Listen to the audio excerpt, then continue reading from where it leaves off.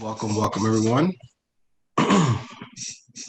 Give you all a chance to fill up your seats, grab your snacks, your pens and paper, whatever you want to take notes during today's special presentation from two.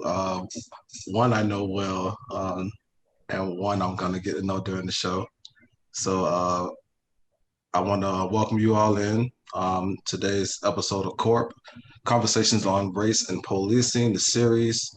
Today's topic will be discussing Project Rebound. We'll be talking about transforming lives and rebuilding futures. So that's what we're all about here on the series. So this should be a very special and insightful episode as well. So as always, I am your host. I am Marlo Brooks. I am a English major at California State University of San Bernardino in the College of Arts and Letters. And I'm joined by my friend, community leader, and president of the West Side Action Group here in San Bernardino. I'm joined by Stan Futch. Say hello to everyone, Stan. Good afternoon. Thank you, students, for joining us, and I hope we have an enriched conversation today. That's right. So, as you know, we always kick things off by paying homage to which on the land that CSUSB sits on. So we'll just start things off that way. So we recognize that California State University of San Bernardino sits on the territory and ancestral land of San Manuel Band of Mission Indians. We recognize that every member of the CSUSB community has benefited and continues to benefit from the use and occupation of this land since the institution's founding in 1965. Consistent with our values of community and diversity, we have a responsibility to acknowledge and make visible the university's relationship to Native peoples.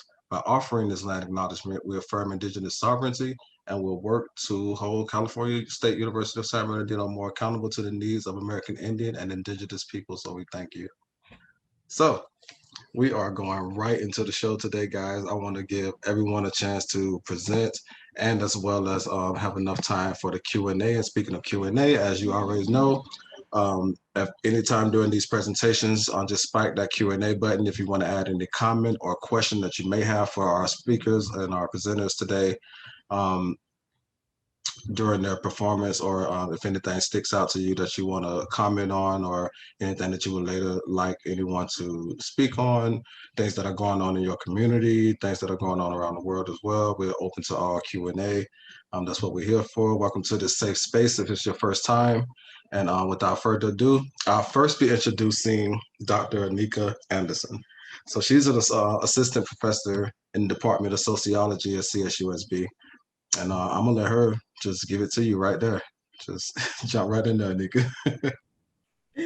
Okay, I'll go right into it. So I'm going to share my screen. First, good afternoon, and thank you so much for having me here. Everyone can see? Yes, we're live. Ready to go. All right, perfect.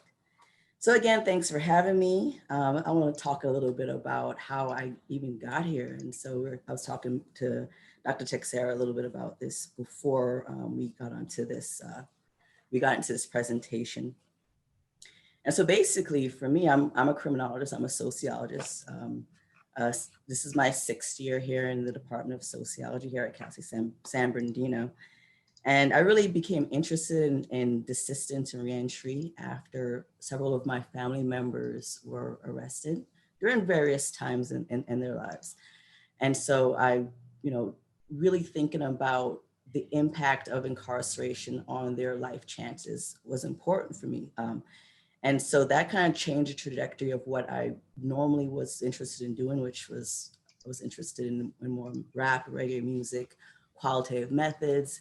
And so I eventually just chose to focus on crime.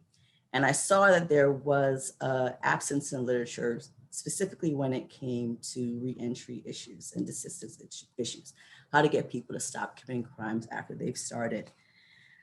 Last week, so I'll start this talk by discussing something I saw last week at a presentation. So last week, the California Community Colleges announced the launch of the Rising Scholars Network. And it's an equity-driven initiative of the California Community Colleges Chancellor's Office to prioritize and serve incarcerated and formerly incarcerated students. At the launch, Danny Murillo, a co-founder of the Underground Scholars Initiative, the program analyst at the Campaign for College Opportunity and a current Project Rebound graduate student at California State University, Long Beach, read a report that provides some descriptive demographics on California's incarcerated and paroled populations. So before talking about Project Rebound more specifically, I wanted to kind of touch on some of the findings that he mentioned in the report that I think is relevant for the work that we do here in Project Rebound.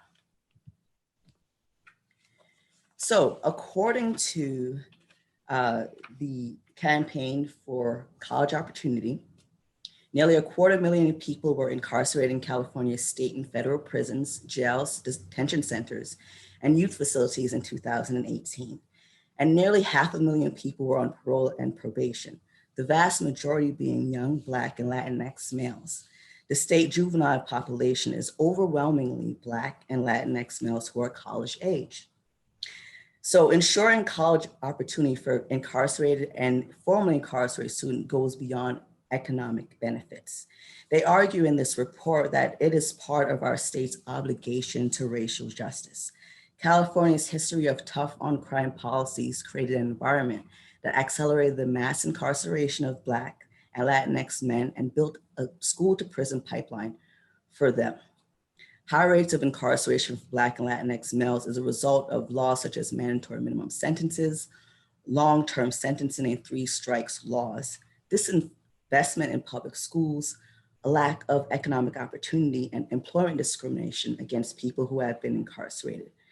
So while we work to dismantle a racist criminal justice system, we must simultaneously work to create anti-racist policies that facilitate education opportunity and college degree attainment for incarcerated and formerly incarcerated Californians. At least 95% of people in prison will eventually be released, and their ability to access and complete some form of college degree or credential will increase their chances of overcoming post-incarceration barriers.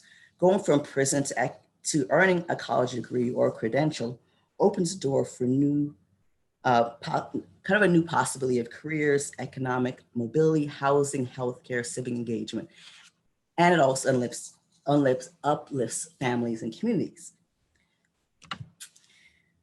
Research has shown that higher rates of recidivism based on race, ethnicities, particularly people who are Black or Native American, the age at release, people over 40, particular type of offenses, so drug offenders experience some of the highest levels of inequity, and people who are male also. These people are kind of represented highly in the recidivism statistics. According to the California Department of Corrections, most parolees return to prison within 3 years of release. Therefore, many parolees unsuccessfully assimilate back into society. Yet despite California's high recidivism rates, as of June 2020, there were 11,472 students enrolled in a face-to-face or correspondence program in California state prisons. And it is estimated that over 1,000 formerly incarcerated students are enrolled in the California community colleges, Cal State University and UC campuses.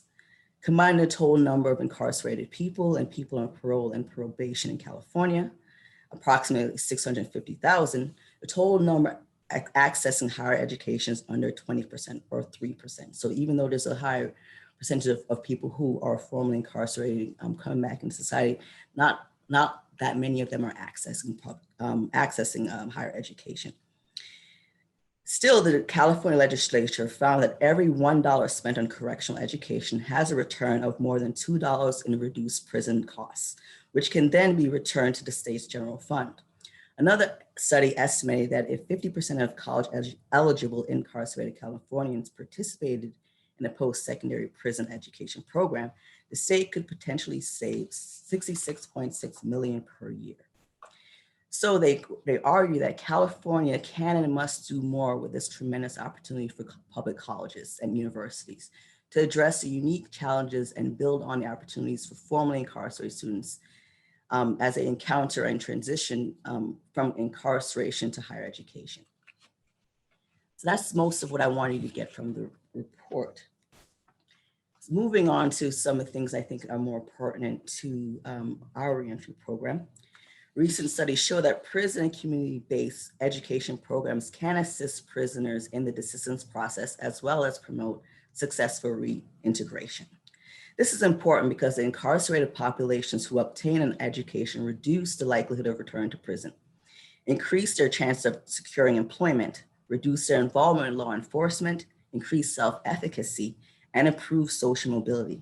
Meta-analysis determined that receiving education while in prison may reduce recidivism by as much as 43%, with the most significant increase in recidivism in programs that focus on post-secondary education.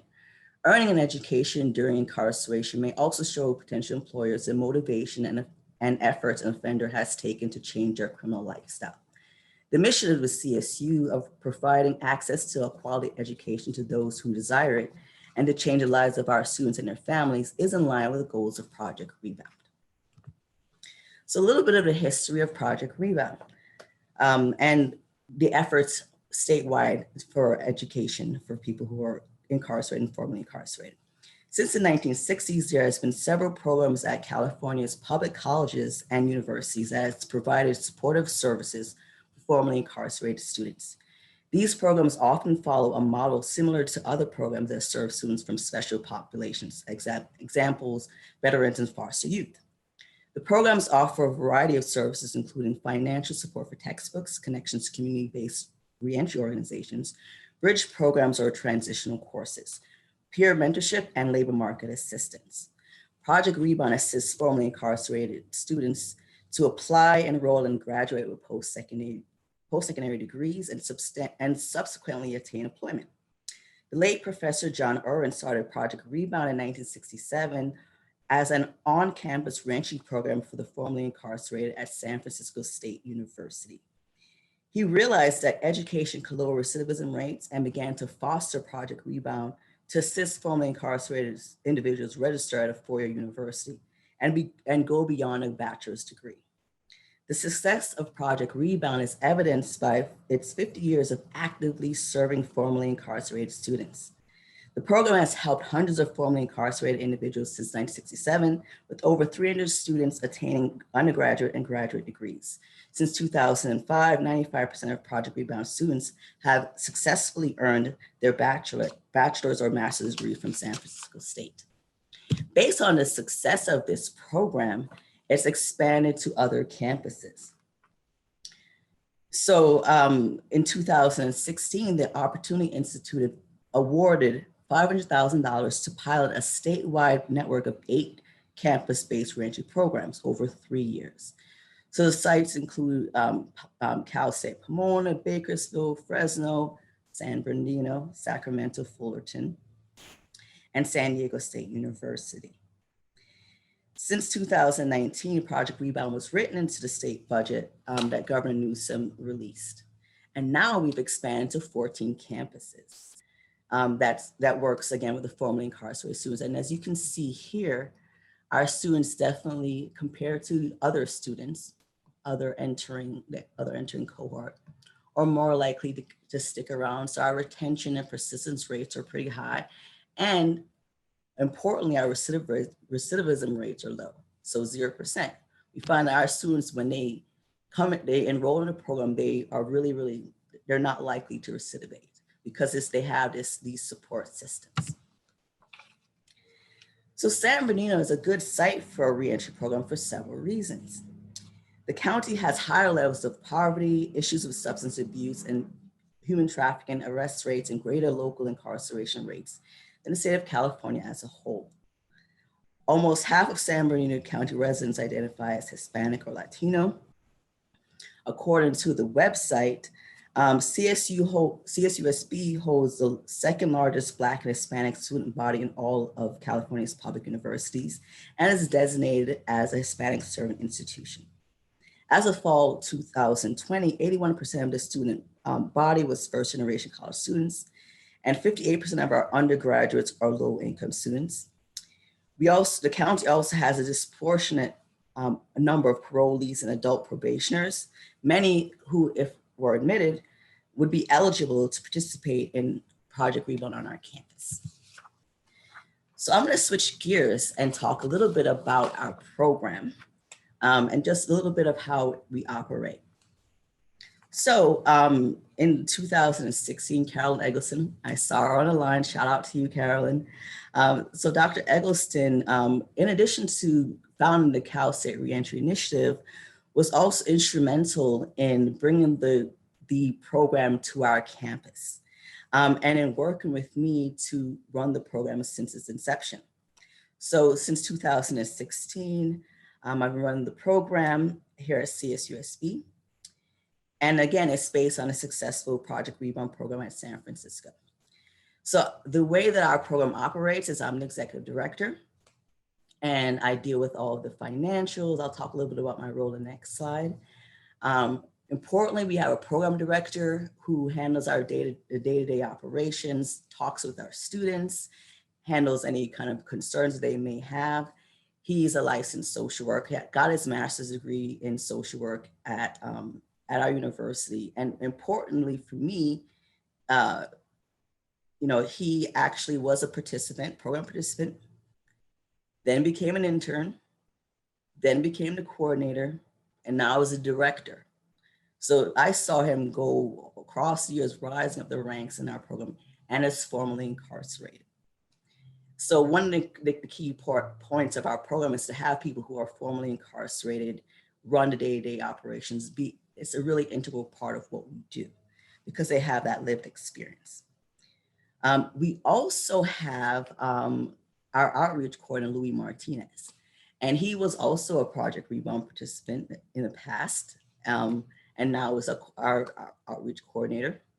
Dr. Rigaud Joseph is in the social work department, and he's our research internship coordinator. And so he handles the students getting their masters in social work, helping them to think about their theses and how Project Rebound can kind of work with them to kind of get something published, but also kind of fulfill the needs of our students. So right now, I have program director, outreach coordinator, research internship coordinator. I have 2 staff members and I have 6 interns. So we have a lot of people on deck running the program. So again, I talked a little bit about, I said I would mention a little bit about my role. So overseeing executive administrative duties, hiring and retaining staff, working with the campus administrators, overseeing the budget, applying for grants, coordinating with the consortium. So the other campuses, we meet monthly to talk about issues and really to kind of make sure our unit's tight and make sure we're carrying the mission of what we're doing and talk about budgeting stuff. And I provide also quarterly reports to the consortium about what we're doing and also our budget. And so again, our research and internship coordinator, he oversees the data collection efforts, makes sure that we're collecting everything accurately. He applies for the IRB. He just successfully got our IRB accepted. So now our interns are going to be collecting data. And he's going to be, he also applied for a grant to do some work for our publication, so to actually get something published. So how the process works is that our prospective students, whether they're currently or formerly incarcerated, fill out a questionnaire and just describe their academic history and interest. And with this information, staff can determine if an applicant is eligible to enroll. Based on the questionnaire, the outreach coordinator, the director, will request to evaluate the students' transcripts. And based on their transcripts, students are advised about the 60+ transferable units necessary to enroll in CSUSB. So we recruit students from local prisons, jails, community colleges, on campus, and wherever we can. After we've assessed their transcript, we talk to them about whether or not we feel like they're ready to, and we work with the admissions office on this. If they're ready to transfer into university, how many credits they are away. We give them a plan of this is how many credits you are away. These are the classes that you need to take of the Golden 4, perhaps the community colleges before you come here. And then we work with them. So we work with them when they're currently incarcerated, sending us letters, when they're in the community colleges, when they're currently enrolled in our program, and even after they've left. So it's a continual pipeline, and we work with them at every step of the pipeline. So they're assisted with the application to CSUSB if they qualify. And then at that point, after we've actually got them into the program, we move into retention efforts. So really doing a case management and seeing anything that they might need beyond educational support. So Project Rebound uses a strength-based and person environment case management system by incorporating client assessment into the evaluation process. When students are enrolled, we review and monitor their progress each academic term and provide case management services. These services may include financial support, so we pay for their textbooks, school supplies, they might need help with towards their internet services, transportation. We might give them gas cards. We've been doing that lately, giving them gas cards. We pay for their meals as well, so giving them food cards, information or referral for on-campus resources for academic advising, writing, career development, psychosocial support, or services for students with disabilities. So we kind of connect them with the on-campus resources, but also the resources that are off campus. And these interventions assist students to remain in good academic standing, enroll in the correct classes for their degree, complete their degrees in the timelines determined by the major. And so we find that it tends to be useful. We also send them information about work study positions, paid internships, job opportunities, professional conferences. We try to get them integrated as much as possible. But most importantly, and this is why I think it's important to have a staff that I do, most of my staff are formerly incarcerated, as I mentioned before, to create a supportive peer community for students who are participating. So in the last year, our interns, and our program has really grown a lot in the last year. So in last year, we've developed a comprehensive internship manual for CSUSB social work internship program. So both the bachelor's and master's degree level.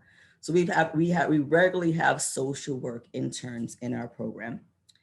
So we've created a manual for that program. We've also are starting, because we have 2 sociology students in our program right now, to create a manual for our students that can work as an internship manual. And any other department that sends us students, we try to think about ways to make sure that we are meeting the needs of their internship.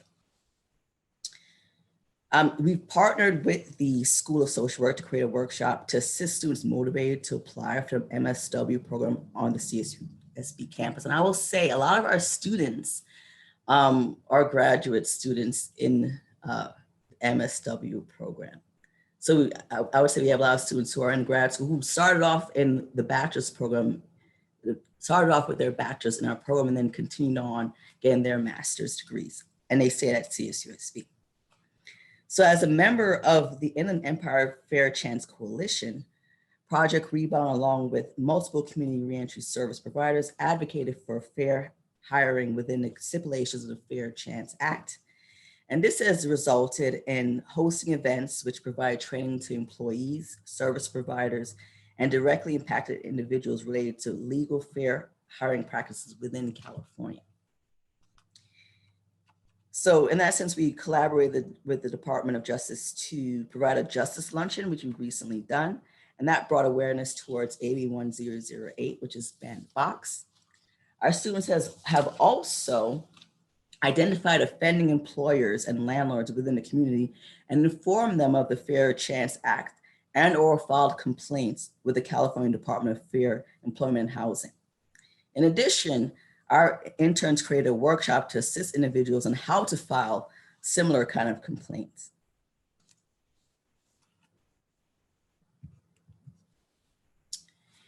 So we have compiled a comprehensive list of campus resources designed specifically for our students. The resource manual completed by our interns is the most up-to-date information available to direct students to various on-campus departments and organizations. But our students have also created resources for other community members that's currently being used right now in collaboration with the with other organizations I mentioned before. The resource manual will become accessible as we continue to update our website. Our interns also chartered an affiliated student club, Club Rebound. We've also presented at conferences, and we have one publication that I worked with the program director. So we've been to the American Society of Criminology for the last couple of years. I will say this last one, 2019, the Dean of Social Behavioral Sciences, Dean Mohammed, did pop up and came and sat in on the talk, and I was surprised. But to give support to the program, and I will say that one of the key things and really important for me to run this program is having the support of the dean, of the university, the president and the provost, and it's been really, really, really good to have their support. And so we've gone to these conferences, we've talked to other people who are doing similar programs, we've promoted what we're doing. So right now, most of our students are Black or Hispanic, some with some that are white or who have not identified their race or race unknown. And there's about an even mixture of males and females, but most are in their 30s. They tend to be a little bit older. They have children. So currently we have 24 students. We had a lot more before, but, and I can't get mad about this, a lot of them graduated last year. We had 13 of our students graduate in the last year. And some of them were my past students. They've actually taken my courses. So we've had 13 graduates, some of them in their bachelor's, some of their master's degrees. And we have 6 students who are currently in the pipeline, so who are completing courses at a community college in preparation for joining us here. We've actually also had students, present at conferences too. So our students have been doing a lot of great things. So to end, I'll just talk about a couple of things we're working on right now and where we want to go in kind of in the future. So our research internship coordinator, he submitted an IRB for a mixed methods research project that he thinks will educate the public about system impacted people and how Project Rebound has positively affected a decline in recidivism. We have our outreach coordinator working with student interns to build our website so it's more accessible. The outreach coordinator is also building relationships with outside entities, again, community colleges, prisons, jails, to bring awareness to Project Rebound in order to expand student enrollment. I'm currently teaching a class titled Crime, Assistance, and Reentry, which I've wanted to teach since I've came here. I'm very excited to teach it right now. I have some of my students who are in the audience right now. So we'll be having some of our program participants, well, some of our interns, I should say, and our staff coming to do guest lectures during the class to kind of talk about what they're doing for Project Rebound. And also because I think it's really important to have people with that lived experience. So another thing we're doing is, in addition to our on-campus resource directory, we have begun development of a comprehensive community resource guide, which will allow students to get access to support in areas of employment, housing, career development, hold relief, and post-conviction relief. We're also trying to create a database of our former students, connect them with our current students, find out what they're doing, create these networking opportunities.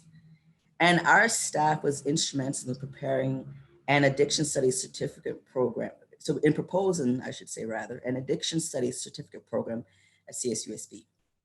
The program is set to begin in August of this year and will be sponsored by the College of Social and Behavioral Sciences. Many students who are impacted by the criminal justice system gravitate toward alcohol and drug studies in their academic career, often beginning while incarcerated. So we feel that offering this program will allow these students to continue along that path. And students who have taken transferable coursework are eligible for course substitution. So we're looking forward to that. There's other events that I have in our recent newsletter that I encourage you all to check out if you haven't already. And that's that for me. Wow, Dr. Anderson. Oh, here's our Wow. website. That was amazing. Always hearing about the work that Project Rebound has done and continue to do in the community and across the campus as well. Just hearing that presentation alone, it opened my eyes to so much more that you do besides just adult reentry or things of that nature. Speaking of adult reentry, do you guys work closely with the Adult Reentry Center on our campus? Yeah, so Dr. Carol Eggleston, was instrumental in forming Project Rebound here at Cal State. So yes, and we try to work with them closely. It's been a little difficult because of COVID and everything like that. Their program is great because it does all the things that we don't do. We focus a lot more on education, but we're starting to think about other things, as you can see in the presentation. So moving on from just the education aspect. But yes, I would say Dr. Eggleston was instrumental in both programs, and so we do try to work with each other when possible. That's amazing to hear that the students in your program are already affecting their communities with these different tools that they've gained and establishing now to help students and help the community as well. That's amazing too. I'm a huge supporter of getting out there in the community, no matter which community you serve, whether it's your school community, because a lot of people don't live near that school. A lot of people have to travel to go to school. Whether you serve your campus community or your own community, I'm a tremendous supporter of students getting out there and starting that work early before the degree, just to have that experience and knowledge of what that degree is going to do for you and your community as well. And that's one thing that stuck out to me when you first spoke about uplifting families and communities. So I want to just add that in there. Oh, thank you. Families are definitely impacted. I think we forget about that. It's not just the people who are currently incarcerated. It's the strained relationships with their family members when they come out, which we could talk more about. And I think Dr. Santos can touch on as well with his lived experience and everything, the amazing work that he's doing at his campus. Yeah. A lot of transition. Program. What I was most impressed with is your services. You catch them in the JCs, you catch them in the prisons and get them started with their education. That was so impressive.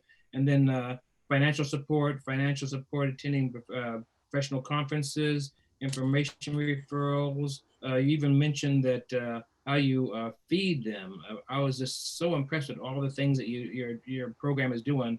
And I think that makes the transition for the Rebound much easier. I think it's just so important that all these the program you've got put together, and even the plans for the future are so in tune with success. And I applaud you for that. Thank you. Truly. Credit to my participant, credit to my amazing staff. College is the hard task, whether you're a new student or returning student or an adult learner. It's not an easy task. There's a lot of growth involved with obtaining that degree.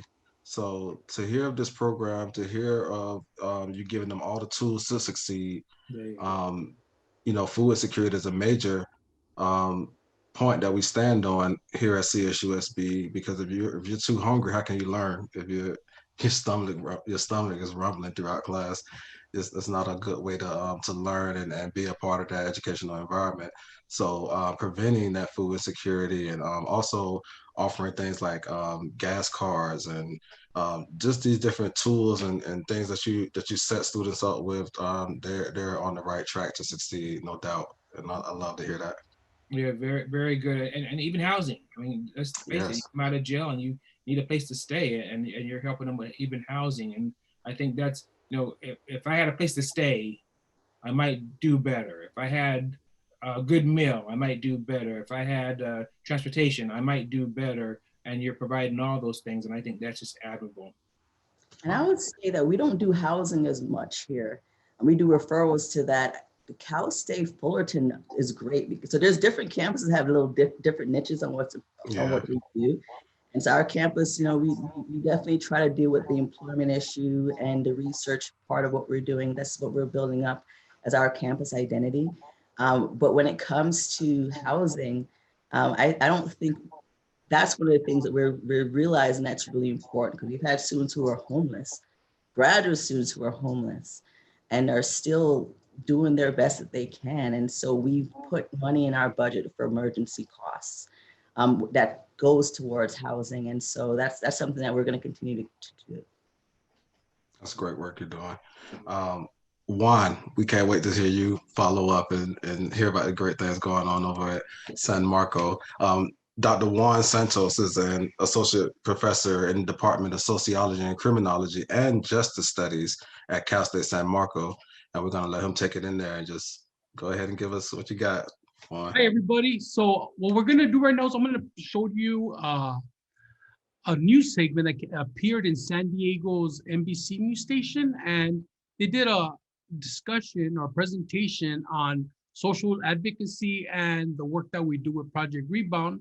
So I wanted to start off my presentation with this, and I'll say a little bit about myself, Project Rebound. Communities are still searching for ways to deal with systemic inequalities in the justice system. One man at Cal State San Marcos is doing it by mentoring people who have come from tough, underserved neighborhoods, the same way he says that mentors helped him.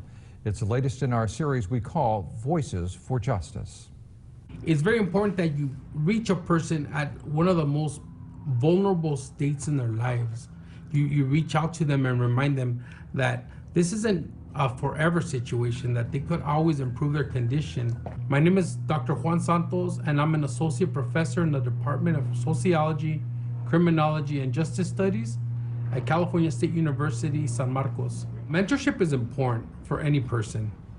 For me, mentorship saved my life. Mentorship gave me a different opportunity. I'm originally from Boyle Heights, which is a town east of the LA River, and it's a community that's saturated with crime, structural poverty, inequality. There were mentors that came across my life, and a lot of the mentors that I had were available, but you have to look for them. These mentors are referred to them as opportunity givers, OGs, right?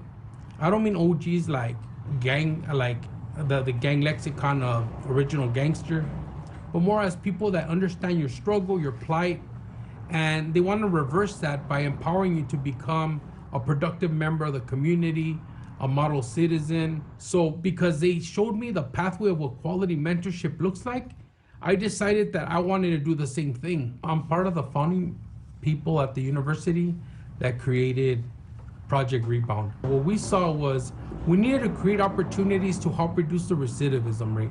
We had to help people so that they could be productive as students, because society normally discriminates against folks that are formerly incarcerated. In fact, the gentlemen that are sitting next to me, they're close to getting their PhDs. My name is Martin Leva. My mentors growing up were negative, and eventually I followed their negative footsteps. Positive mentorship has been everything to me, especially for myself post-incarceration. Meeting mentors like Dr. Juan Santos, especially in academia, has made the best influence of my life. You have to do a lot of work. First time I ever met him, I was super inspired because it was like, here's a Chicano academic getting his PhD, and I had barely started. I was in my second year of community college, and I realized there's so much more out there for me that I don't know that I want to strive for. My name is Oscar Fabian Soto. I come from a very racialized, very hierarchical, racist community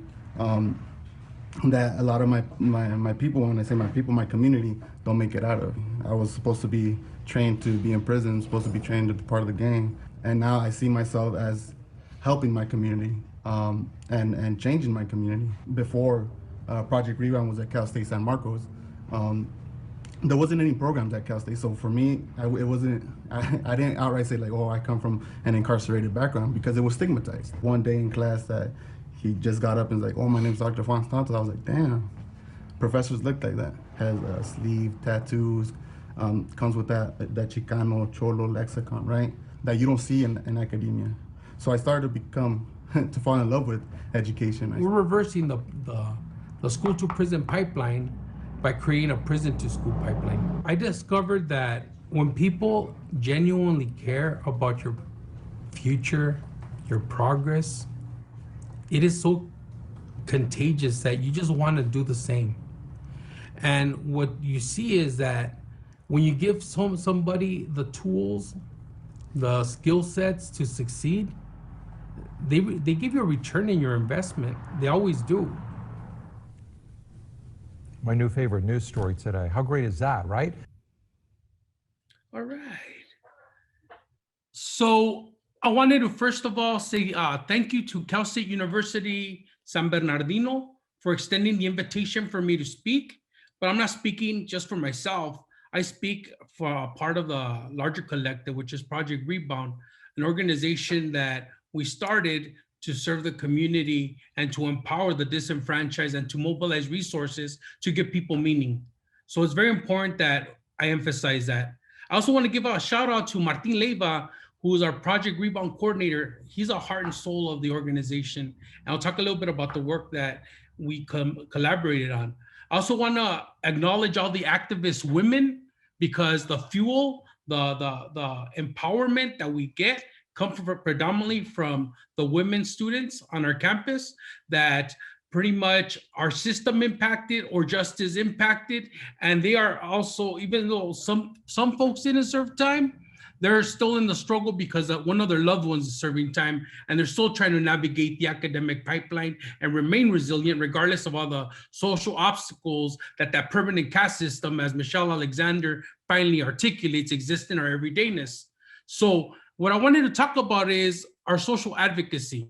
Our social advocacy is predicated on the idea that we are here to give our advantage away. We're not here to parade, ooh, look at me, look at my PhD. Oh, look at me, look at all the A's I got. Hell no. We're all about empowering each other because we belong to each other. And not just that, we're here to reverse and challenge the stigma of being formally incarcerated. We want to emphasize that your past does not define you. It's not so much where we're coming from, this is where we're going. Same message that Father Gregory Boyle constantly echoes through his presentations. We echo it here. So for myself, I am a formerly incarcerated Chicano scholar. What I mean by that is that all my life, I grew up in a community that was super criminalized and super surveilled. The system was against us, and it still is. I'm not going to come here and promote I'm not going to tell you that the system is great. It's wonderful, because when you see that system of justice, that Anglo system of justice, it means just us. And what I mean by just us, they're preemptively targeting Black and brown communities, Southeast Asian communities, and that is a fact. The design is there. So it is important that you understand that being a person that was formerly incarcerated was not easy. It was not handed to me. When I was going through undergrad education, I couldn't talk about it. I had to stay quiet. I had to be very discreet about my past, because as one of my mentors said, Juan, it's best that you keep that low key because you want people to use that against you. And I agreed. I decided to not say much, but I did confide in a few people, which are mentors that they did a lot of window dressing stuff. That means that, they claim they care about us, but they really didn't. Because when a crime would happen at Cal State LA when I was a student there, that person would volunteer, but Santos has a conviction. And sure enough, I was always being questioned, always being targeted. And the thing is that the criminalization that exists in our communities also spills over into academia.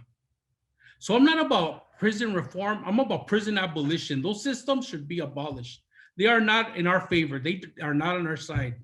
And so one of my key points through my talk is that we should all stand together and come up with solutions so that we could resolve that panopticon that generates capital for investment groups and transnational investors. So with that said, I wanted to say that this idea of Project Rebound started in 2018. It started in 2018 because I had Martin Leiva, who applied to our school, got admitted. And when he got admitted, we were talking about our past. We shared a lot in common. We're like, as a student, I didn't really have a support network. As a student, I couldn't openly talk about who I was, what I went through, my resiliency. While I was hearing Martin's story, Martin he is an amazing scholar because he started the transitions program in Santa Barbara, very successful. It's a cohort model that influences and impacts students so they could consider college. And so when we were talking, we're like, you know what, we need to bring transitions out here in North San Diego County. So what we did is we created 2 projects, one in Palomar College and the other one in Miracosta College. Of course, everything that we tried to do wasn't easy. We were talking about it. We're creating a setup. We even started a student group. But what was important here is that we started our conversation in a garage. That little idea that we thought, wow, we're talking about transforming the system, challenging the status quo, becoming OGs, opportunity givers for those that are disenfranchised. We're like, we got to do something about it. So what we did is, we started to talk about it. We started to tell students. I was teaching a class called Sociology of Gangs. And when I said, you know what, I want to start a program here at Cal State San Marcos that deals with, empowering formerly incarcerated and system impacted students or justice impacted students, we started to say, well, hey, there's people here that are really invested in this. Let's talk to them. And I had a student by the name of Yomira Zamora, amazing student. And she had already done the work. She was planning to do Project Rebound before I even talked about it in class.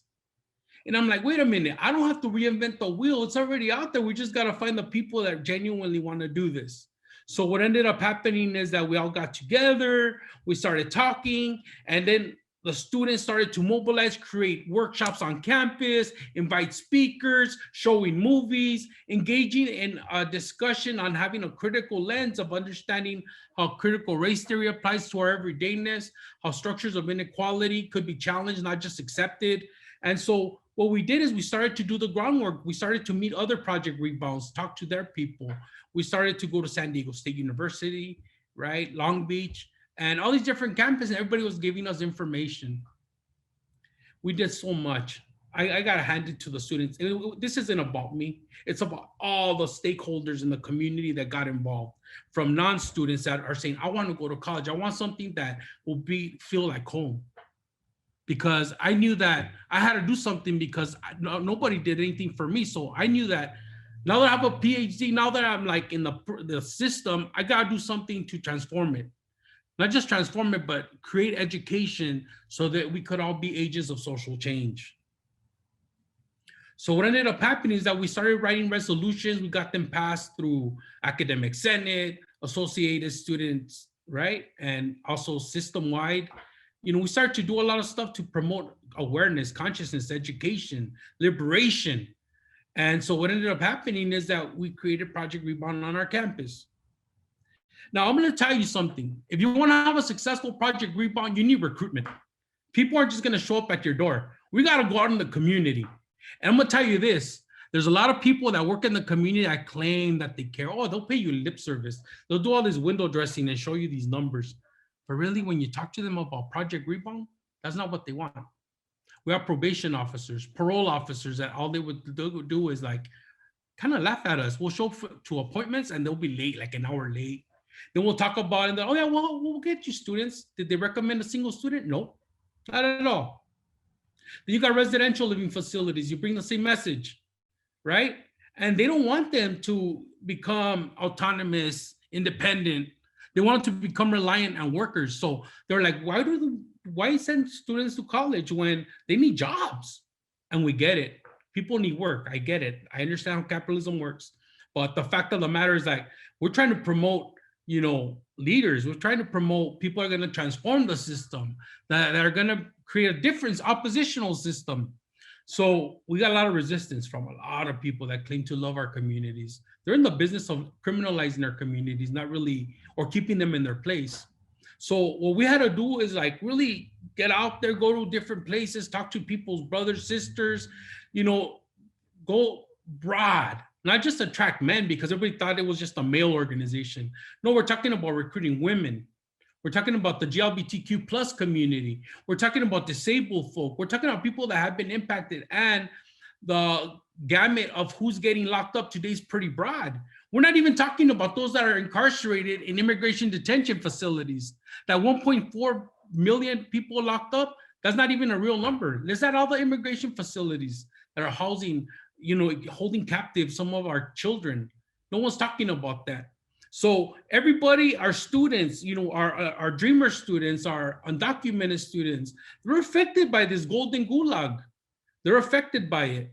So it's very, very important that we all start to go to different avenues of recruitment. For example, Dr. Christopher Bickle has been known for, going out to the community and working with JCCS. Those are the probationary schools.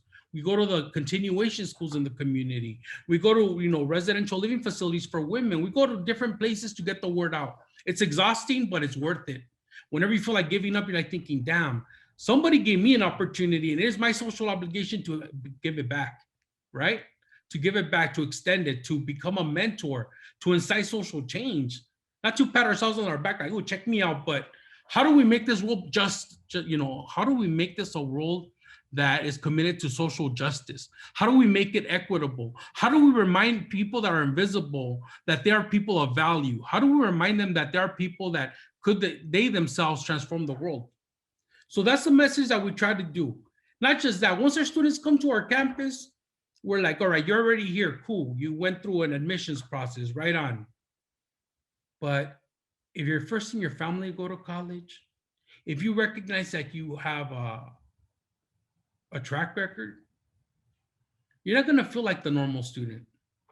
So it is very important that we create communities that are gonna embrace you, regardless of the difference that you embody. As students at the university, it is our social responsibility, and even for faculty, to create support networks so that they're not alone. So what we do is we rely extensively on our community, on our campus community, by going through our wraparound system, which means, people that are mentors, people that are advisors, creating safe space trainings that I'm hoping we could call it the OG safe space training, right? Where we're educating the community. What is a formerly incarcerated student going through? What is parole probation like? What are the avenues of support that we could create to empower each other? Because it does us no good to bring people to campus if we don't have a community of consciousness. It's important that we have in our curriculum classes that mirror the experiences of our students, because sometimes our students do not see themselves that way. We also have professors that have zero tolerance for people that are locked up. We got to recognize that. And and we got to give credit to those professors that really understand. And if they don't understand, they're willing to come through and understand and open the forum, the platform, so that other students could become constructors of knowledge. And that's the beauty, because when I teach, I don't even see myself as a professor. I see myself as a student, because the cultural wealth that the students bring to the classroom is amazing, that some of the books that we assign don't even touch it.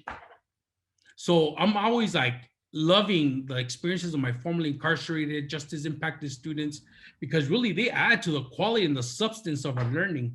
So for me as the executive director of Project Rebound, we have to cultivate the seeds that are going to nurture the empowerment of silent voices. We are no longer afraid, but we're more empowered, because we have nothing to lose but our chains. And the only way we're going to lose those chains is if we come together and recognize the value that we all bring to academia. I am sick and tired of hearing the same paradigms, the same theories, the same frameworks. It is important that we step outside what we traditionally know and challenge ourselves to embrace difference. The most precious thing that I get out of Project Rebound is graduation. Because I recognize that when people graduate, they're not just graduating themselves, they're graduating their families. They're giving hope to their siblings, their nieces, their brothers and sisters, their neighbors, everybody that gave up on them. They're being reminded, you know what? I messed up, or I didn't mess up, but structurally, that system of institutional racism affected me, and here I am. But you know what? We're still challenging it. And I'm not gonna live my life on my knees, never. You know, I'd rather die on my feet straight up. And so the fact of the matter here is when people graduate, it's so hopeful. I love seeing the parents from a distance shedding tears because they're like, that was my kid. And I remember I used to be ashamed, and now I'm a parent of pride. And to me, that's the most beautiful thing that we see. Other things that we try to instill are in our students. And I gotta hand it to all the mentors in Project Rebound, you know, the coordinators, everybody that's involved, especially our AVP, you know, Dr. Gilmore. Everybody has done their fair share.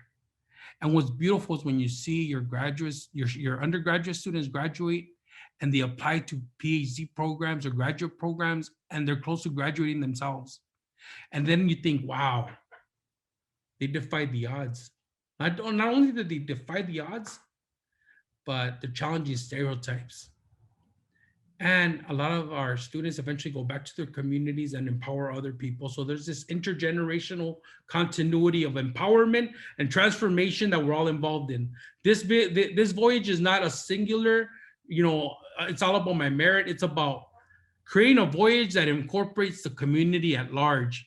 And so what's happening is that we have students like that are going to community colleges, going on to the university system, going to graduate school, and becoming professors themselves. And if not professors, social workers. They're involved in human services. They're calling truth to power. They're chasing the hell out of those fools that think like they know what's best for our communities. We're telling them these are our needs. And that's the most beautiful thing that I have seen. And so my message to all of you, even based on the video, you know, as a formerly confined person, I am proud to say that nothing stopped me, can't stop, won't stop.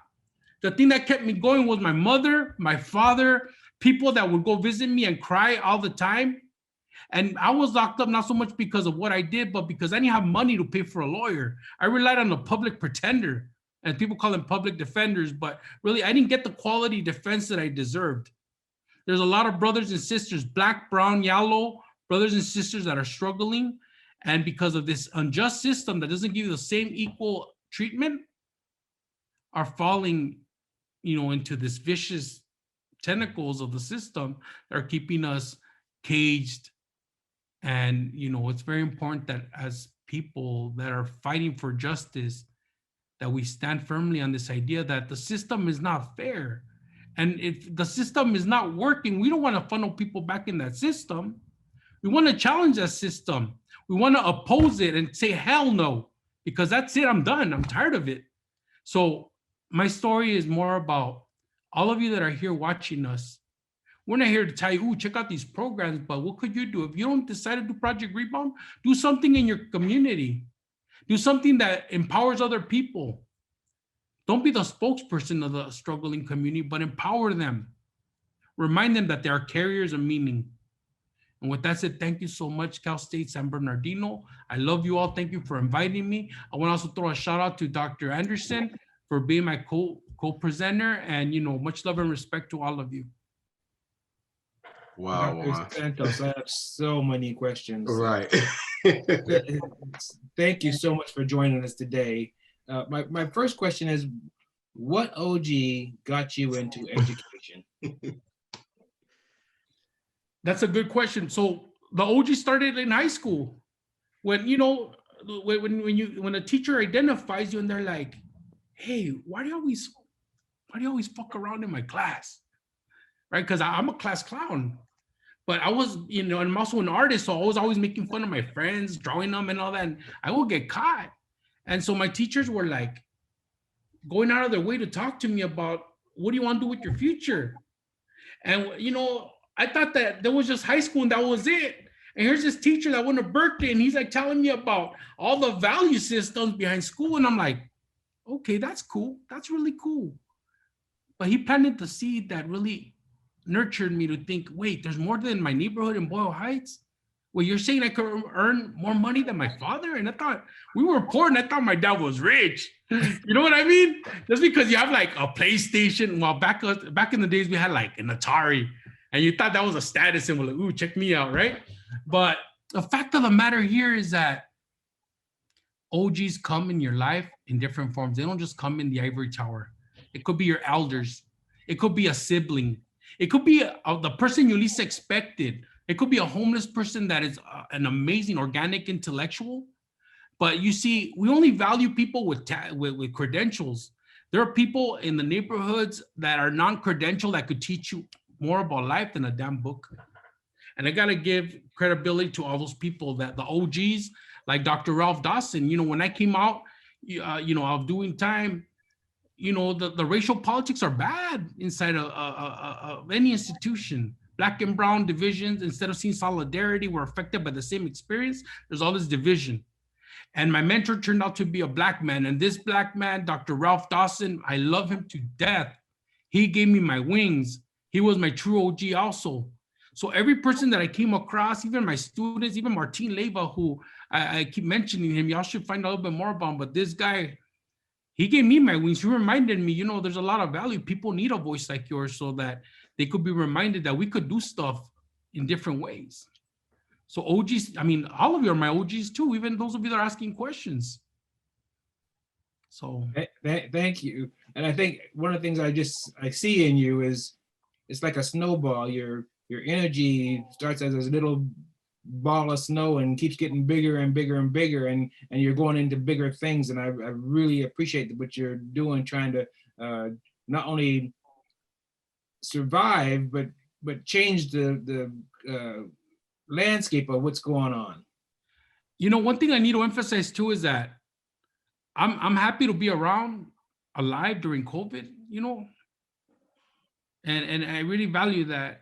I experience a lot of sadness when I see a lot of my friends passing away because of this situation we're in. And like, I'm always going through sadness, but what gives me hope is that while I'm still alive, I still have an opportunity to leave my footprint on this planet so that that footprint could generate more knowledge in the future.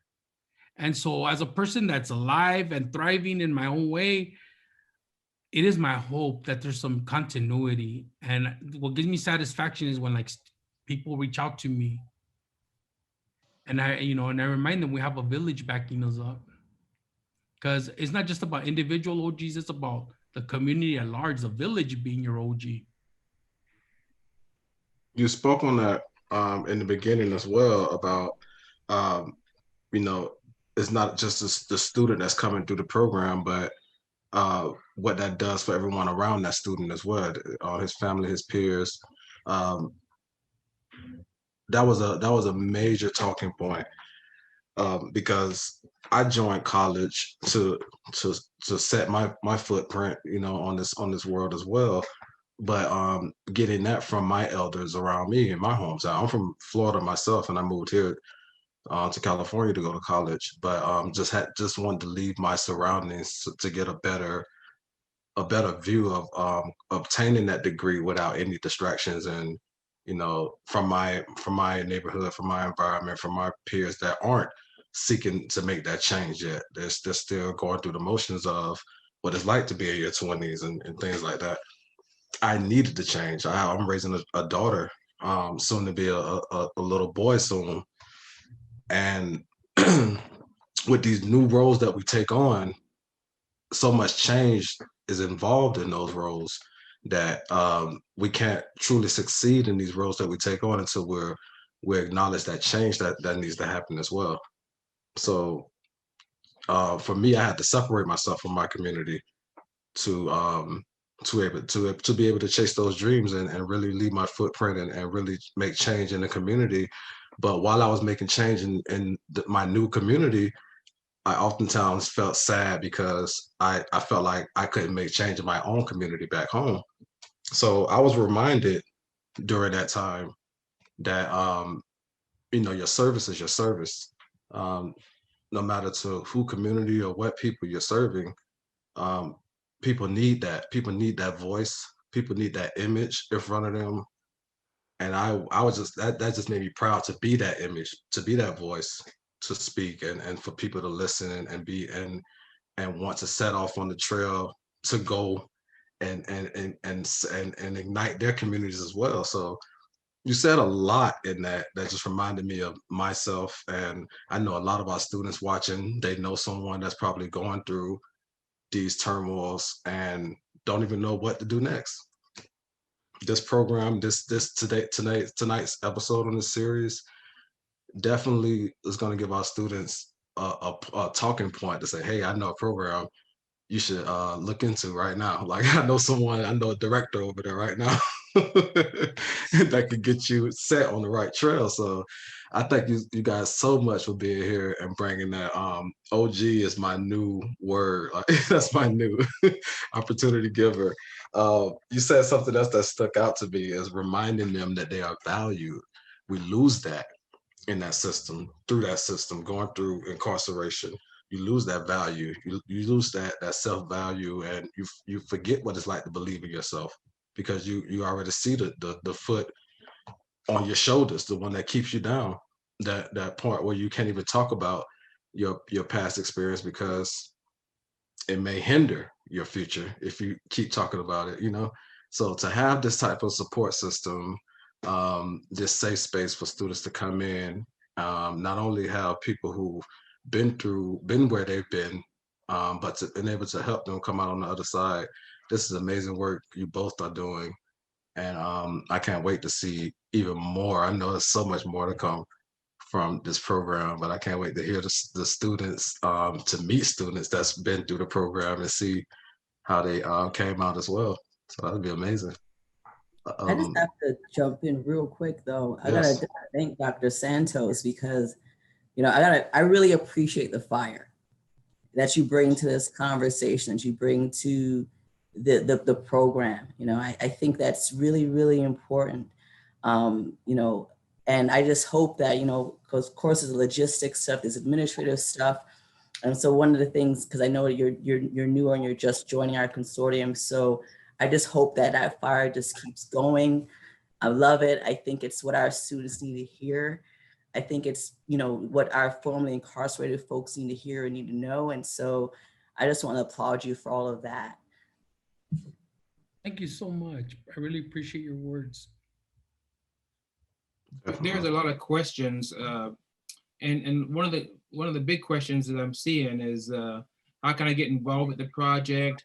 Had no idea this project existed, and I think, let's see, can Dr. Anderson go more into the outreach process for both creating and broader public awareness and recruiting the current incarcerated for the Project Rebound in the future? Can you talk a little bit more about, one, how they can get involved? Because some of the students want to get involved. I think it's a great program. I think it's good to get people that want to volunteer, and then how the process goes. Thank you. Sure, email us. Email our, you know, our director, Paul Jones, our outreach coordinator, Louis Martinez, and tell us how you want to get involved. We take interns, we take volunteers, we try to incorporate people as much as possible. And it's an organization that we're very collaborative. So anything that all of our meetings, and I can send it in the chat as well, but all of our meetings are very collaborative in a sense that I listen to what interns talk about, their experiences and how they work with the participants and what so for example, this push for gas cards and when we actually get back on campus, parking passes, right? The push for these things, when we did our research project, we did a project where we interviewed our students and asked them what they needed. That was one of the things that we're like, it'd be nice you pay for these parking passes. And so then I went back and wrote that into the budget. Well, our students need parking passes. They have, these are this huge fees. So I think the first step is to send us an email and let us know how you want to get involved. And we're happy to talk to anyone who's interested. A lot of people are impacted and they know someone who's formerly incarcerated. So please do come our way. In terms of our outreach efforts, we do it several different ways. So if a community campus is having an event, our outreach coordinator, our program director will go and we'll table an event. You know, we already have our kind of our tablecloth good to go. So we're already set, and we table events on campus too. So on campus, community colleges, Whenever the reentry organizations are having an event, we go there as well. So there is the San Bernardino Reentry. There's a monthly collaborative with like over 30 agencies or so that talk about reentry issues and probation, parole, even churches that deals with this population. So we go to any events they have that we think could touch the population. And then as well, we do make arrangements for the prisons to kind of go in there and make presentations to people who are currently incarcerated. So we'll say that, is there a yard we can go to? What can we bring in? Because you can't bring in, there's very strict kind of guidelines of what you can kind of bring into the prisons. Typically it's Chino and Stew for women, Chino and Stew for men. Those are the kind of ones we go to more often. So every Project Rebound campus tends to go to the facilities that are nearest to them, because those are the people that are going to be probably your participants later on. So yes, it's a combination of going into the prisons, going to community colleges, answering the letters, going to the reentry organizations and asking them. So all of those things work. And also on campus, because I think that the tricky thing is we have a lot of people who are formerly incarcerated on our campus who are not enrolled in our program. I've spoken to we still help them. We still have conversations with them. But there's many people who come to me and talk to me one-on-one, like, yes, I'm formerly incarcerated. I'm afraid to enroll in your program because I don't want to be identified. The people who are enrolled in our program is strictly confidential. Nobody knows unless they need to know. So, it's just the staff that knows who you are. And then we share it on a secure Google Drive. And so we don't send that list out to anybody because we understand the stigma. So we have students who are very much out in the community, like, yes, I'm formerly incarcerated. This is, whatever it is. And there's students who I interact with who I'm like, you've been a part of the program for years and I've met you once or twice, just fine, as long as they're using the services, but they don't fully feel ready to come forward with their status because of some of the things that Dr. Santos said before. People could be outwardly supportive and then, they say they're supportive and they're not. And so that stigma is really there. So those are the different ways we do outreach. And in addition to events like this and our website and our newsletter, we try to stay as relevant as possible and just kind of stay in everyone's ear a little bit. Thank you, Dr. Anderson. And that kind of segues into one of the questions, Dr. Santos, is you mentioned your parents. I asked you who your OGs, and you mentioned your parents. And I think that's a really, really big thing because our parents do mold us early, and we slip, in life. And one of the questions is how do I get a mentor? They could be right in your face, right, Dr. Santos? So I wanted to say, I'm going to backtrack a little bit, then I'll get back to your original question. But one level of transfer of getting involved is Project Rebound, 100%, and even working in prisons or going to being a volunteer there, cool. But there's also community grassroots organizations such as Critical Resistance, right? Unión del Barrio, Pillars of the Community. There's all these organizations that are engaging in, prison resistance or prison abolition movements. So the institution, the university has one layer of support, but also there's people that need help that are not going to go to college. And that's why we need to think about what are the multiple facets of social support or networks out there that we could engage in, right? So it's very important that we think about your involvement, not just being in the university, because the university is just one facade of the diamond. There's a lot of ways, like if you go to law school, there's the Innocence Project. There's all these organizations you can get involved with that'll make everlasting transformation. Now, going back to your question about how do you get a mentor, 100% my parents. They were my primary agents of socialization. I still get mamitis. Mamitis is this notion, this longing for your mother to be present. People make fun of you, mama's boy. Hell no. There's nothing more beautiful than being connected to your family when they're there. But unfortunately, not everybody has that experience. I get it. So if it's not your family, it could be a peer group. It could be a neighbor that you consider a parent figure. It could be an elder. Our mentors come in different shapes, colors, communities, geopolitical spaces. And we got to really rely on our village, right? So how do you get a mentor? The idea is sometimes you hear from people, like I'll give you an example. In Boyle Heights, where I'm from, everybody would talk about the white Mary Poppins. And we're like, who's the white Mary Poppins? And they'll point out the priest. And that was Father Gregory Boyle. He's always cruising on his 10-speed, his little beach cruiser. And people make fun of this white guy just cruising in our neighborhood.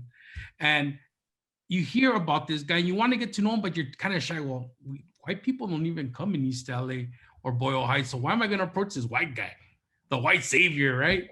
And so the idea here is that it takes a minute to kind of develop trust, rapport. And once you hear from other community members, like students, they'll tell you, some of you go to rate my professor, some of you talk to your students or your buddies, and they'll tell you, hey, take this class with this professor, or don't take this professor.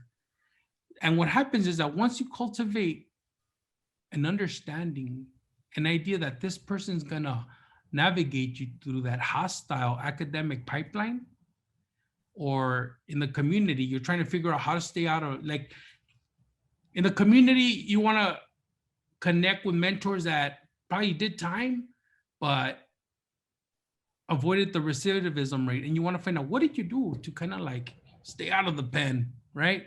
And they tell you exactly what they did. Then you start to develop a base of understanding who are the different key stakeholders in the community that could empower you and help you look at a different way of life. Mentorships come from different places, but also from people you least expected. So don't be discriminating on people based on what you haven't heard or what you heard. Give people a chance, because you'll be surprised how much information, that cultural wealth that people bring to the table that are going to empower you, your community, and future generations ahead of you. So just be open to the idea that you got to find your mentors, as I said earlier in the presentation that we showed you from the news story. There comes a point in every episode that we do where we get a chance to hear from our very own Dr. Mary Texera. If you're out there, Mary, please chime in. Marlo, I don't know if you're making fun of me or what, but I'll just keep going.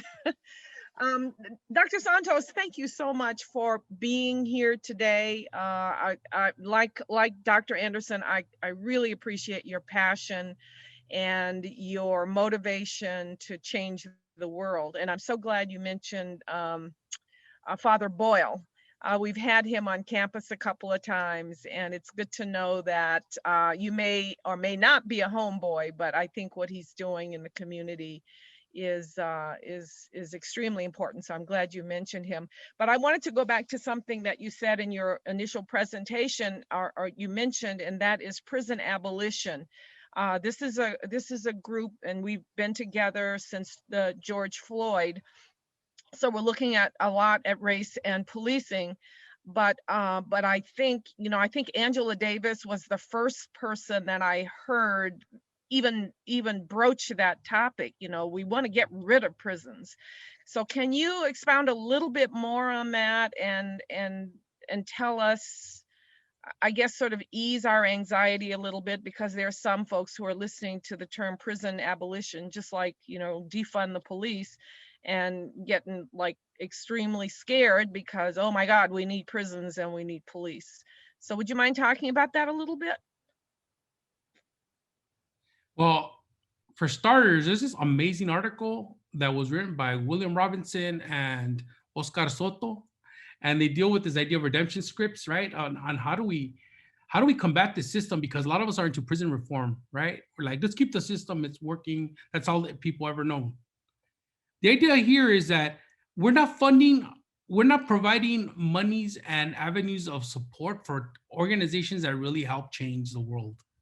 What we're doing is we're overly investing. I think we're investing like $14 billion a year into incarcerating people.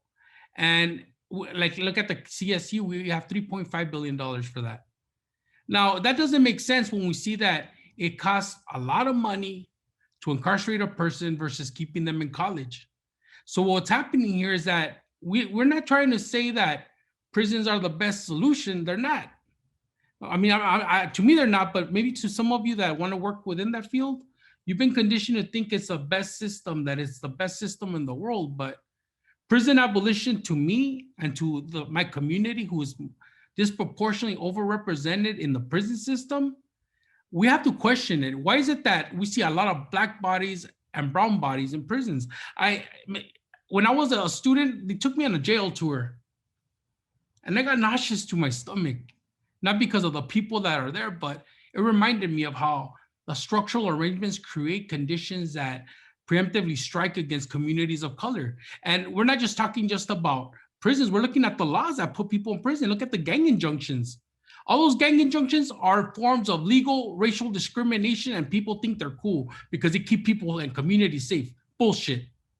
These are systems that are intended to maximize productivity for the prison industrial complex. This is a system that generates capital off of the oppression and misery of people that are, put in the bowels of society. We know who matters and we know who doesn't. Look at right now. We're dealing with like a double pandemic, right? We're not just dealing with people that are dying because of COVID. And think about who's dying, Black and brown bodies, right?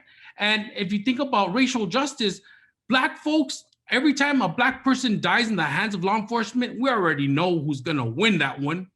I hate it. And all the damn cop has to say is like, I was afraid for my life. That's all they have to say and they're exonerated. What kind of bullshit is that? I'm sick and tired of a system that disproportionately defends a particular demographic and mass punishes and incarcerates people that are considered undesirable. And what we're starting to see is that the prison is not really changing the system. We're not rehabilitating anybody. How can you claim you're rehabilitating a population when the community and the people haven't been habilitated to begin with? So don't be pulling that bullshit lie that the system, the jail system, the punitive system works. It does not work. It just maximizes capital for investment groups. And so for me, prison abolition is not the solution. We have to go to the communities and ask them, how should we handle these situations? And get everyday organic people, everyday people involved in this conversation so that we could come out with different solutions, because part of that hegemony, the ideology that dominates population and keeps them subservient, is this idea that we justify why we need the status quo. We justify why we need the golden gulag to manufacture punishment. It's not a system that's working. It's not beneficial. It's only beneficial for the ruling class. Thank you. That was so well said. And I just have a follow-up. Could you define the prison industrial complex for our students? It's a system of social control that is interwoven with private industry, businesses. It's interwoven with private venture capitalists that, like, for example, let me give you an example of how the prison industrial complex works. It's a form of slavery. And so in order for corporations to make a killing, they rely on an expandable labor force, which is Black and brown bodies. So what they do is they create legislation and laws that are easy to break, that will funnel people into the prison system. So you have an expandable labor force or an army labor reserve, so they could create profits for all these investment groups. So the prison industrial complex, it's more complex than that, but I'm just trying to say that if you people that buy Victoria's Secret, your stuff is being made in the prisons. When they make a collect call, somebody's banking off of it. And you know what? Even when people are like saying, well, why is it that people that on the inside are using cell phones? Well, guess what? Your unions that are working in prisons, it's the strongest union in the world, but the guards aren't getting paid enough in their minds. So what they do is they bring in the cell phones. The staff brings in the cell phones, and an informal economy starts to emerge in the prison system. And at the end, you blame the victim. You can't blame people that are locked up for innovating. Blame the system. So the prison industrial complex is a system of social control that manufactures capital for transnational corporations and global investors. And that is so true, because I know in the South, relatives in the South, and I know the system that they have is they incarcerate Black men so they can't vote. And so they put them all in, and they don't even need to put you in jail for long. They'll put you in jail for a week and then let you go because, whatever reason, and all of a sudden you just can't vote. And it's a sad state of affairs. And that leads me to another question. The question is Project Rebound just within California or throughout the country? I know there's one in Portland, right? Like in Oregon, Dr. Anderson. That's okay. So Project Rebound is really just in California. It's just within the name, and so we really only exist in this state. But there's a lot of other initiatives that are, I don't want to say a lot, but there are other initiatives that are similar, in different states. And I know because I've been a part of some conversations, there are other states that are interested in bringing this program to. So for example, I have a colleague at University of Minnesota who spoke to me recently. He said, we really think that this might be a good program. How do we bring it over here? Jason Bell, also formerly incarcerated, director of expansion for the Consortium, he talks to people at different campuses who are interested in bringing this program there. But he also frequently talks to people across state lines who want to figure out what is the legwork, what needs to happen in order to bring a similar kind of campus. So I would say it's existed. When I've gone to the conference, I've spoken to other people who've said that there are a lot of in other states, they have in-prison programming. They might have college-based reentry programs, but it's pretty for this kind of level to have 14 campuses that have these programs, this kind of network. It's kind of unique to what we're doing right now. And ideally, we will expand to all 23 campuses, but I do know that there is a little pushback. There are different campuses go do different things, and not everyone's as eager to have the program on their campuses. So people that are interested, we definitely have a point of contact to get those programs running. Also, if I may, even if you're not trying to get involved with Project Rebound, but you're looking for alternates, a good conference that I recommend, but it's kind of elitist, is called the National Conference on Higher Education in Prison. And so this year, I'm not sure if they had it because of the pandemic, but when you go there, you meet a lot of people from different programs that are at their respective schools. So it's very important that you seek out these different organizations that are out there where you can meet a repository of people that are doing community work and university level work, so you can find your niche. There's a young lady here. She said, I'm literally in tears. And she says, can teachers with the MS special education with moderate service special ed teaching credential teach with Project Rebound? Or would they have to get a special credential? Sorry, to teach with our program? Yeah, she says she has an MS special education with a moderate severe special education teaching credential. Is she able to teach in the Rebound program? So right now, how we have it set up, now of course, each campus have different positions. Well, for the most part, consistently across campuses, there is an executive director, there is a program coordinator or program director. One of the models of our program, and I will say that this happened because my current director came to me one day as a participant saying, hey, we need a social work aspect for this program. We need to think about students, the holistic needs of students. Education is great, but people need to eat. All these kind of things. I was like, yeah, great, that's wonderful. And then I hired him, It was like, glad you said all those things. Good to hear that. This is the kind of person I need in my corner. He so happens to have his master's in social work. And so we do ask that someone with a master's degree come into the program, at least at the level of the director, which he is now.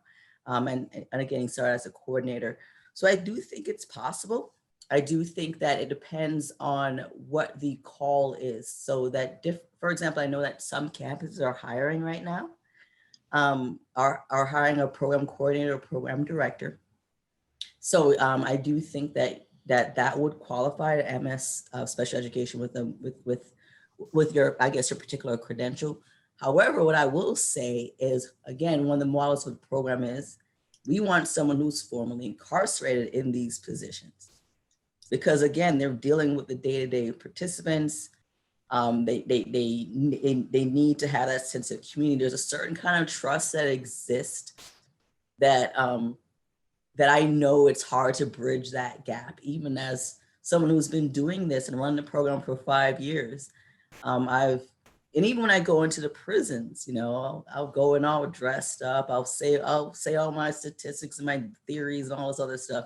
And then it comes down to, well, I mean, you know, that's all good and all, but what do I need to do? How do I get involved? Like, you know, they're doers, and a lot of them really are hungry for that second chance. And it's really impressive. And just like I would say, Louis, my outreach coordinator, you know, again, he was one of my students, front row every day of the class, aced the class, and then ended up being my outreach coordinator, you know. So, and that was a criminology class. So he was listening to all these theories and stuff. And eventually through his papers, I realized, oh, wait a minute, this is before I even kicked off Project Rebound. So he was like in my first semester teaching here. And he was like, okay, I know what's happening. I was there. So I would say at least reach out to a campus and that definitely lend your expertise. We're willing to hear, we're willing to listen. We could all learn from those different kinds of specialties. Another thing that that struck me about Project Rebound, before we go into the next question, was one thing I learned going into college is that you're always being watched. And what my mentor said to me when he mentioned that was when someone's telling your story, what do you want them to say about you? You know?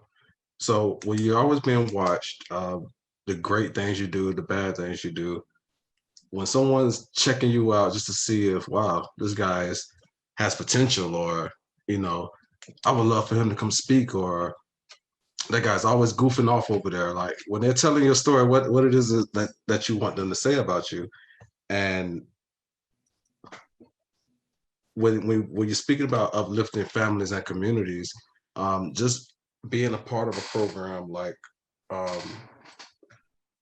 Project Rebound, knowing the circumstances you come from, and the perseverance, or even just signing on to say, you know what, I'll give this a try. That's perseverance right there. Just seeing something through. But that act of graduation and really getting out there and just turning that whole stigma around for your family, for your community, for your peers. One member that graduates through this program affects so many others, and that's tremendous. Like, I'm just putting myself in the shoes of someone who goes through your program, and just can imagine just setting them off in the world, and who knows what great things they're gonna come back with in the future. This is just amazing. Like, I can't stop smiling. I can't stop thinking of the endless possibilities of what this program can still, you know, has potential to grow and go as well. So I wanted to add that in there. It was in my notes from earlier. But Stan, we have any more cues in there? Let me see. One of the big problems in San Bernardino is the issue, like in Watts, of parents and students that can access college and universities. As one who started a charter school in North Central San Bernardino, parents and students are afraid just to get the SBX and let it, and yet it will be, oh, I'm sorry, and yet it will get you to CSUSB, Redlands University, and Loma Linda. The SBX. That's our transit, isn't it? Oh, okay. Yeah. Okay, so they're talking about transportation getting to the universities. And so this member started a charter school, and we can't even get local transportation that can get students to and from. Or did he say that parents were afraid to put their kids on? I think that's what they're saying. Students in college access to starting charter school. Students are afraid just to get to the. Oh. Which is a sad state of affairs. Yeah. It's system needs to be changed. SBX. Can I jump in? Yeah. One of the things that we never think about is what are the struggles that students have to navigate to get to campus. And like, for example, at Cal State San Marcos, we have what is called as what is it called? It's this train, it's just like public transportation system, right? The can't think of the name right now. Maybe someone will type it, but the fact of the matter is that before you ride that train, sometimes you have police officers that harass our students. They'll ask them, can I see your pass and stuff like that. You also have immigration officers that get there that are also in that area, scaring some of our undocumented students. And navigating from one place to another is very difficult because you have to come from your neighborhood where maybe it's already hyper surveilled, hyper criminalized. Then you get on public transportation, there's people already there. I'll give you an example how it applies to me. We have a satellite campus, right, in Temecula. So what happens is that I have to drive from San Marcos to Temecula, and on the way there's an immigration checkpoint. I've been pulled over by a border patrol with the argument that I look suspicious, and I'll tell them, I'm a professor. I'm going to Temecula campus, and they don't believe me. And it's like, first of all, they can't just pull you over because you look suspicious. You haven't committed a crime. That's an abuse of power. But just to get to my job, I've been, harassed. One of my colleagues who's a Black Somalian scholar, he's also been pulled over going to the same campus by Border Patrol. And even though he shows his ID, we're still being questioned. So what's happening here is that we got to name it. We got to call it. It's not easy to get to college for every student. It's a privilege for people to not get pulled over. It's a privilege for people to have their own cars. And when you get pulled over, we shouldn't just say, well, what were you doing? No, we should be like, that's a fucked up system. That's why when we're talking about abolition, these are the circumstances where we feel the system is not working. Yeah. The state of California has been out of compliance federally in prisons for decades. The California state of California has been out of compliance federally in the prisons for decades of not providing services for prisons for special education services. Is that true, Annika? I don't know specifically about special education services. I know that there has been a push for in-prison programming, especially within the last 5 to 6 years. And that's because of the efforts of some of the folks that are formerly incarcerated, who are now professors, who are now doing things, and also because of the laws that move people who are currently incarcerated in prisons to county supervision, and so far are more local jurisdictions. So if you go on to the CDCR website, like right now, we do have a lot of in-prison programming. There are some, and I'll send that, I'll pull it up as a matter of fact, and there are also campus-based programs as well. But I think that question might have spoke a little bit more towards what someone said earlier in terms of people who specialize in special education, getting involved in Project Rebound.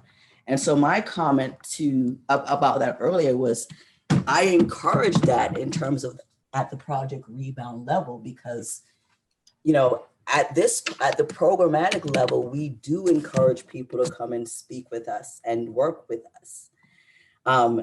So in prison programming is a little bit different than out of, campus programs versus reentry programs in the community. There's different programs that are in different places. And so I'm inviting whoever that person was. I was saying personally, in talking to that person who asked that question, that I'm personally inviting that person to come and speak to us about what ideas they have for our program. But I can't say whether or not they'd get that same invitation for in-prison programs at this point, particularly because of what's going on with COVID. Right now, we've had we can't go into the facilities because of what's going on with COVID. And sometimes even their family and friends can't even go and visit them. So in-prison programming has significantly changed since COVID. And I know that a lot of us as executive directors and our staff have moved to, instead of going into the prisons, just making sure we correspond a little bit more, even though we have not been able to have access as much to our mailroom because of, the orders to stay away from campus. But still, as much as possible, we are afraid of people falling through the cracks. When people come out of prison, it's that first couple of months of where do you go? Are you gonna go back to that same community that you got into, where you have those same old associates and get into that same kind of problems that you had before? Do you have a job kind of lined up? Like, what kind of network do you have? And so we're afraid of people coming out of prison who don't have that network and who will go back to their old kind of roots and will recidivate. And so that's what we try to catch.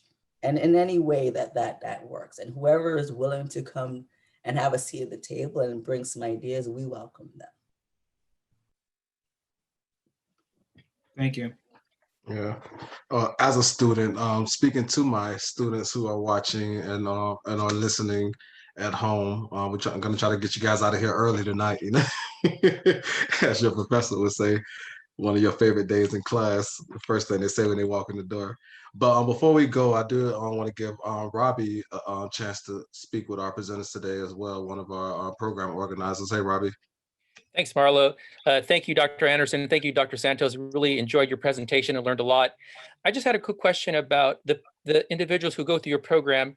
Do you have stats that show that white individuals are more likely to get a job offer than a person of color? Because I know that Sandy Darity, he's a professor at Duke University. He's done some studies and he's shown that white individuals who have a criminal background are more likely to get called back than an African-American who has a college degree. So I was wondering if you have any stats about that, or maybe can comment on that topic. Our program is relatively new at San Marcos. We've only had one graduating class, so we wouldn't have conclusive evidence to talk about, but I will tell you that the scholars that really talk about the formerly incarcerated experience are predominantly white people. They are, as a demographic, they represent a smaller number than people of color in the prison system, but yet they are the ones that carve out their privilege in convict criminology, right? They're the ones that have a voice. They're the ones that have the resources. So what we're proposing here is this argument that we need to look at those nuisances, right? We need to include those voices of people of color that are absent in these social networks. So that's why we're creating this school of thought known as barrio criminology to highlight that difference that is not incorporated. But no, we don't have the numbers that you're looking for. Yeah, that's going to be a next part of what we're going to do right now is tracking our alumni. For the most part, since we've started the program on our campus, our students, some of them have went off and gotten jobs, some of them have started their own businesses, some of them work in drug, alcohol stuff. But I will say that a lot of them stay with us. They actually are like, well, let me go to grad school. I'd say a lot of our students stay at CSUSB and end up in our social work department as graduate students. And we have 1 or 2 getting their PhDs right now. 1 in Las Vegas, 1 at Claremont Graduate University. So our students, they tend to stick with it. So I think, Jeremy, you're asking a question about, are those only going to, well, I sent it out to, did I just send it to just you? Sorry, oops. As it's funny, because before even Dr. Santos started to talk, I was already thinking about the comic criminology and how important it is to get people who have those lived experiences to kind of speak from their perspective. And not just us folks who have never been incarcerated, who've never had contact criminal, so we don't really necessarily know. So it's that the spirit of comic criminology is really bringing in those kind of voices.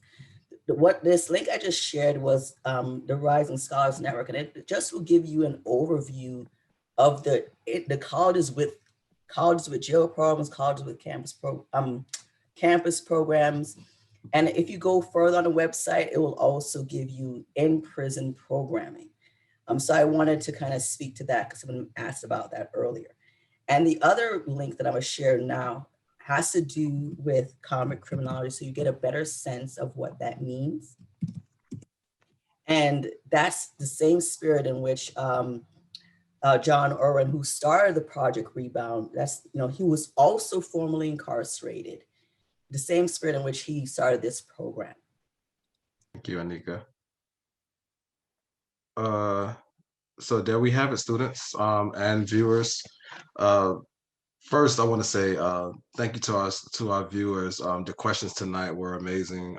You guys really got involved with tonight's topic, and it showed us that it really did touch you guys as much as it touched us to sit here and present tonight. So we want to say thank you to you all. I want to give a special thanks to my program organizers as well. Back there in the background, you know who you are back there. And of course, to my co-host Stan, I can't do it without you every week. I enjoy you. I love you. You're my friend, and I'm glad you're sharing this stage with me each week. Dr. Anderson, Dr. Santos, what can I say to you guys? You are amazing. The work you're doing is amazing. It's gonna come back to our communities in triples. So just continue that work. Continue to see these students grow. To really get out there and shift, reorganize their lives and shift their energies into positive, and get their lives back as well. So that's amazing. I did want to tell all of our viewers that if you enjoyed what you saw tonight and you want to continue with the conversations on race and policing, you can always join us here each and every week at 3 p.m. California time. Next week's topic on Wednesday, we will be diving into Mike Davis and John Wiener's book called Set the Night on Fire. We'll be speaking on LA in the 60s. Juan, you might get a thrill out of this. So definitely one to tune into. I have been reading this book, or shall I say it's been reading to me. I have the audio version, and it's just a masterpiece. So yeah. We'll see you guys next week. Go out there and enjoy this world and use your energy wisely, everyone.